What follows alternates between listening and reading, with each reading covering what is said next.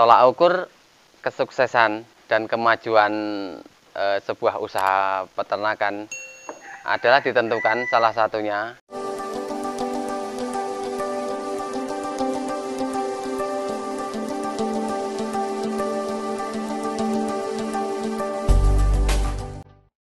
Assalamualaikum warahmatullahi wabarakatuh. Alhamdulillah, sahabat Jaya, kita ketemu lagi dengan saya Yanto, Jaya Farm.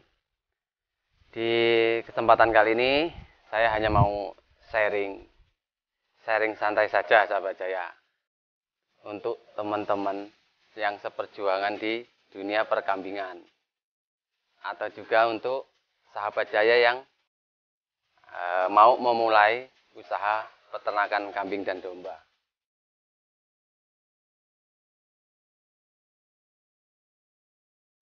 Untuk potensi peternakan kambing dan domba sendiri di Indonesia ini memang masih sangat terbuka luas, sahabat Jaya. Mengingat kebutuhan konsumsi dagingnya di Indonesia ini permintaannya masih sangat tinggi. Belum lagi untuk kaum muslim, yaitu untuk akikoh dan juga untuk kurban. Itu pun belum bisa terpenuhi oleh para peternak-peternak kita di Indonesia. Nah, ini menjadi peluang yang sangat bagus sebenarnya untuk kita sebagai peternak kambing dan domba, atau buat sahabat Jaya yang baru mau memulai ke usaha ternak kambing domba. Dan juga ini menjadi tanggung jawab kita bersama untuk membantu program pemerintah menuju Indonesia yang swasembada daging. Tapi masalahnya kan beda, sahabat Jaya. Masih banyak peternak-peternak di Indonesia, mohon maaf, di kampung atau di desa khususnya, yang belum bisa memaksimalkan hasil ternaknya. Jadi susah banget untuk berkembang menjadi banyak ternaknya. Jadi kalau yang pelihara 8 ekor, itu ya 8 aja. Dari dulu sampai sekarang itu tetap 8 aja. Ini yang terjadi di sebagian peternak kita di kampung. Karena setiap ternaknya itu mulai mau berkembang, pasti dijual dan dikurangi jumlah ternaknya. Bukan karena mereka itu kekurangan atau dikejar kebutuhan. Tapi kalau yang saya perhatikan, mereka itu terkendala dengan ketersediaan pakan. Mereka itu sangat kesulitan untuk mencukupi kebutuhan pakan pada saat ternaknya itu berkembang. Apalagi pada saat musim kemarau. Nah, maka dari itu mereka itu nggak ada jalan lain selain mengurangi jumlah ternaknya dengan cara menjual. Meskipun pada saat musim kemarau itu menjual ternak itu harganya kurang bagus. Nah, ini yang menurut saya perlu dirubah. Ini pola pikir ini yang menurut saya perlu diperbaiki. Ini mohon maaf.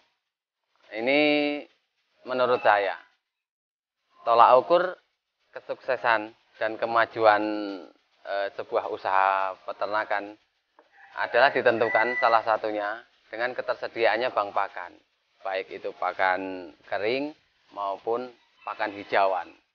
Nah, ini memang sulit untuk dicapai tanpa perencanaan jangka panjang dari peternak untuk mencukupi kebutuhan pakan ternaknya. Karena sedikit sekali peternak yang mau menanam hijauan pakan ternak untuk mencukupi kebutuhan ternaknya.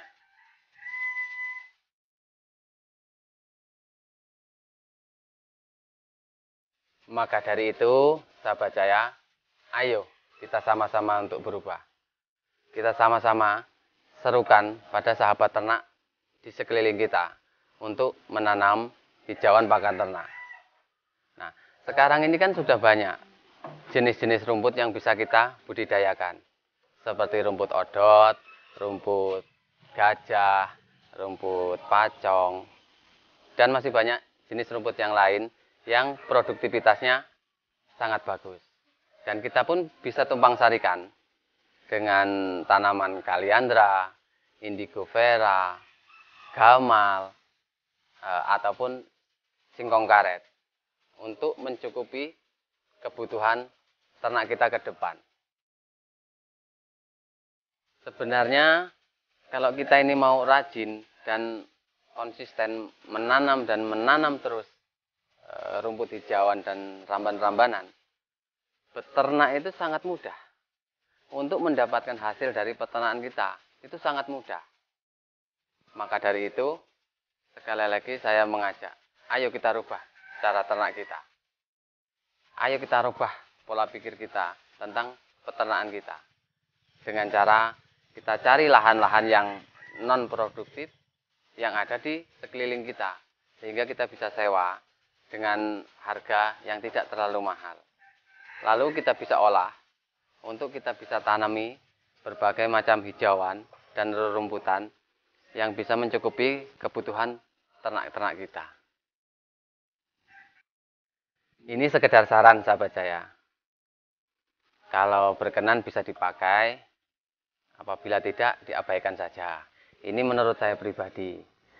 Seorang peternak itu harus keren. Seorang peternak itu harus bisa membuktikan bahwa dengan beternak, taraf hidupnya bisa menjadi lebih baik lagi. Seorang peternak itu harus bisa menarik minat generasi-generasi berikutnya untuk ikut usaha beternak.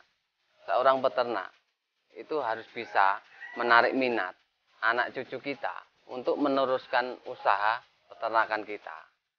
Sebab kalau tidak, gimana kita bisa menginspirasi atau mengajak sahabat-sahabat di luar sana untuk bisa masuk ke usaha peternakan. Sebab kalau tidak, gimana kita meyakinkan kepada anak cucu kita bahwa dengan beternak itu pun bisa meningkatkan kehidupan kita menjadi lebih baik lagi.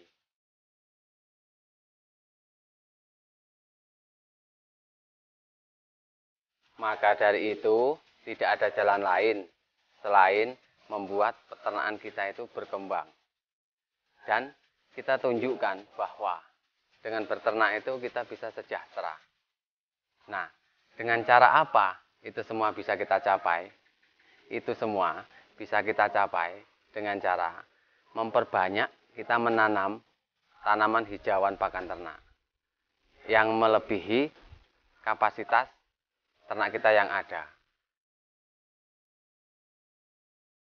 Nanti pada saat kita sudah terbiasa dan konsisten untuk menanam hijauan pakan ternak, kita nggak akan nemu kesulitan lagi pada saat musim kemarau. Dan kita pun nggak akan nemu kesulitan lagi pada saat populasi ternak kita itu menjadi banyak. Memang kita bisa saja penuhi kebutuhan pakan ternak kita itu dengan cara beli. Namun kalau pakan itu kita beli, itu bisa menambah pengeluaran kita. Dan tentunya itu dalam jumlah yang sangat banyak. Nah, apabila kita semuanya pakan itu beli, itu bisa mengurangi hasil kita di peternakan ini. Intinya, kalau kita mau memulai usaha peternakan kambing domba, persiapkanlah dulu lahan pakan, baru kandang, nah yang terakhir baru ngisi ternaknya. Ini saja yang dapat saya sampaikan di video kali ini. Mohon maaf sahabat saya, ini bukan maksud menggurui, ini hanya sekedar sharing. Apabila video saya ini bermanfaat, mohon klik tombol like-nya dan share ke media sosial sahabat saya semuanya. Pintu farm kami terbuka lebar apabila ada sahabat saya yang mau datang langsung ke tempat kami.